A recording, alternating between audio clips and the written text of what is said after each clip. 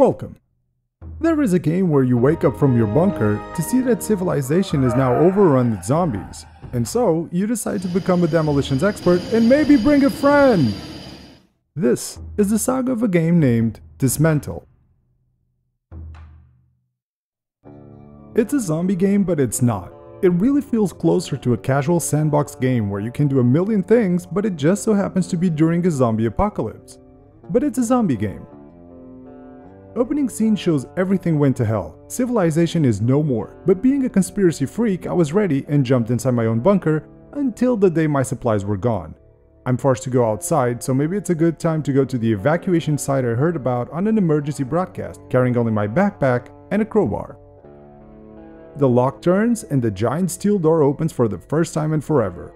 It's a beautiful morning though, and nothing's on fire, so might as well leave. Couple of steps in and I spot a campfire, which is weird because there's nobody around. It will come in handy very soon, but right now I gotta go. It's time to dismantle everything in my way. Leading to the very first mission in the game. A wicked wooden dresser is blocking me, and it seems that my trusty crowbar is no match for its power. That's when the campfire shows its first use. With enough materials, I can sit by the fire and upgrade a crowbar to bring my damage stats up, or even my backpack to carry more stuff. The damage input will be small with every upgrade, but there's more tools later, and right now, it's more than enough to get me out of this backyard. Mission complete and I can finally explore the house, finding another radio broadcast from the Crown, the people in charge of this place. I'm ready to leave, and that's when I see monsters roam the streets, or as the game decided to call them, ex-humans. They're closer to mutants than zombies, but they come back after they die like zombies, so being a very concerned citizen, I have to give them a good smack. Another abandoned campfire down the road, and it becomes clear these are checkpoints, seeing their reset health and items. But there's still the matter of reaching the evacuation site. I need to find where I am, so let me go to the nearest communications tower. Not sure how it's still standing up, but it's a good way of getting this place's layout and also of the island. Yep, stuck in an island filled with zombies. I take it back, this is 100% a zombie game. Now, there's another issue. I can't open the gate because there's a big boy there. And before even getting there, a bunch of zombies decide to dismantle me. The main character is shocked to learn he didn't die, but it was kinda obvious. Campfires as respawn checkpoints is an industry standard these days. But okay, I need to avoid getting swarmed again, so this time I'll stick with keeping away from fights. The problem I'm not expecting at this time is that the giant zombie in front of the gate is way over my level. I just end up waving my crowbar hoping I'm lucky enough. Instead, I look like a madman fighting the wind. Now, I could go grind for a while and come back stronger, but this game is double the fun if you bring someone else to play. It really is the type of game to bring back those long lost days of sitting on the same couch next to someone bonding over a video game. And of course, there's multiple advantages to bringing a second player to help out. A second player makes it safer to explore because it's one extra weapon aimed at the zombies, meaning some encounters won't be as annoying as when I played alone, which in turn means I can just run into battle, which is a lot more fun. That doesn't mean the challenge goes down though. Regular enemies might become easy enough to handle, but the bigger variants can still take both players out, and that demands coordination. A second player also means double the power when it's time to dismantle. With an extra pair of hands from a second player, it gets a little easier to do. Seeing this is one of the game's main mechanics to harvest components for upgrades and other stuff, the time spent demolishing a place by myself can make it boring really fast. But it's a necessity. Upgrades aren't the only reason to get materials, it's needed to explore the map.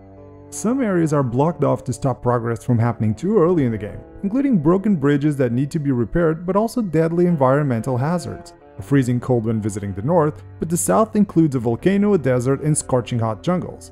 There's even poisonous gas clouds around the island's capital. So second player makes it easier to get the materials for the survival gear needed. And yes, of course, they provide the obvious backup when facing some of the tougher boss fights. Speaking of, boss fights are fun and all, some more than others as it is for most games, but getting rid of a boss in this game is a big help because of the reward, a giant blue orb. Oh, maybe I should explain why that's cool. Okay, back to a radio tower. I said these ex-humans come back just like zombies do, right? That's something that doesn't happen until I stop to rest at a campfire, which is annoying. Now, using the power of that big blue orb, I can use the tower's radio range to send a deadly transmission that makes ex-humans stay dead in that area. Obviously, I'm not gonna question the science on this. Clearly, if a big blue shiny thing from a big zombie allows me to take other zombies down, I'm okay with that. But it also makes normal zombies drop a smaller blue orb, and that is good for upgrades, so who cares? After all that zombie killing, the wandering around, and the demolition work, it's time to call it a day and cash in on the experience points for a better chance at survival. And the place to do that, as always, the campfire. Every time a new level is reached, the campfire will open with a menu that offers the choice of a new skill. But it's not a new ability, it's a bonus to a base stat, so fighter for damage, doctor for healing, so on. Then after that, it's time to invest in getting new tools to survive the end of days. There are shovels, machetes, fishing rods, sledgehammers, flashlights, but also throwing knives, hunting rifles, bandages, grenades?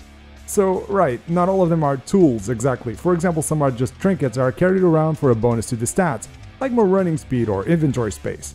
However, despite all of them being very useful, they have one small restriction. I can only equip up to 5 trinkets. So why not just build 5 trinkets I like? Because I start with limited slots, and to get new slots, I need to reach a target amount of objects built of that type. So I spend a bunch of materials crafting like 20 to wear 5 at max, and the same rule goes for tools. Feels a little pointless, but at least trinkets and tools can be upgraded and offer more powerful bonuses to damage and stats. And that leads me to the last way of increasing stats, cooking. To cook, I need to find recipes. To make recipes, I need to find ingredients. Yes, obvious, moving on.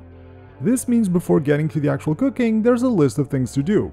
I gotta go around picking up different types of mushrooms, spend some time sitting around fishing spots, harvest wild berries, steal some eggs, open all kitchen cabinets hoping to find spices, hunting the wild game, and even working the land as a humble apocalypse farmer growing his own vegetables. To be fair, the first time I did most of these, it was fun. Then it was just a grind. So it's a good thing that a lot of the ingredients can be found inside of fridges everywhere on the map. Was all of this worthy though? Yes, a lot. Every single recipe completed means a permanent boost to a stat. And it just goes to show the different things this game offers, to the extent of almost not making sense. It's like the developers assume people get bored of zombie games, so they just turn multiple games into one.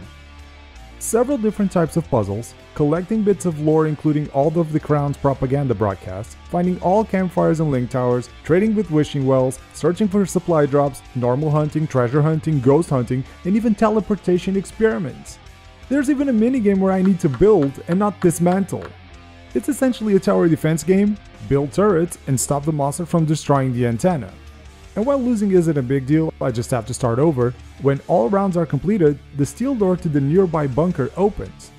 Bunkers are nice, because they have a bunch of materials inside, but the true reward for going in one is finding parts to build even more turrets. But there's another underground activity in this game, ancient tombs. These belong to the island's natives from centuries ago, and all of them require some puzzle solving. Some more challenging than others, some more deadly than others, but all of them with treasure. The reward for solving the tomb's secret is surprising, a giant blue orb similar to the one that the zombie bosses drop. So maybe this island had another zombie outbreak a long time ago, or maybe there's another connection between these orbs and the zombies. That's the game's goal though, to keep pushing for that mystery. Later on, I find what looks like an abandoned archaeological dig, but it seems to have been left like this for decades. There are some recordings left that tell me what happened to that crew, but what really matters is on the stone tablets. Spread around the island, they tell the story of how the island's natives met the one they called the One-Armed King, his mana orbs, but also the calamity they named Pestilence, aka the zombies. Honestly, if it wasn't for that trail of crumbs, this game would just become another zombie sandbox, but that isn't to say it's a boring game without the story. Sure, spend almost 10 hours planting corn or destroying a whole block by yourself, and it becomes less of a zombie game and more like Farmville. But the map is huge with a lot of stuff to do, so if something starts to get too repetitive, there's always something else. And on the last note, I'll say this: bring a second player and Dysmantle becomes one awesome game.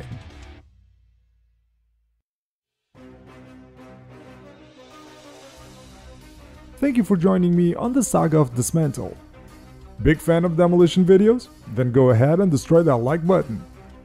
Zombie games are always a little hit and miss though, so what about this one? Make sure you let me know down in the comments. Or maybe this one was a little too undead for you. Well, I do have other videos on the channel, so you can always watch those. And after you go through the channel, if you think I should do more, then hey, subscribe. I'll be sure to keep making more of these. And if you find you need to take a break from tearing down your walls, be sure to come visit me on my social media. Right now, I gotta go back to breaking this fence. See you soon.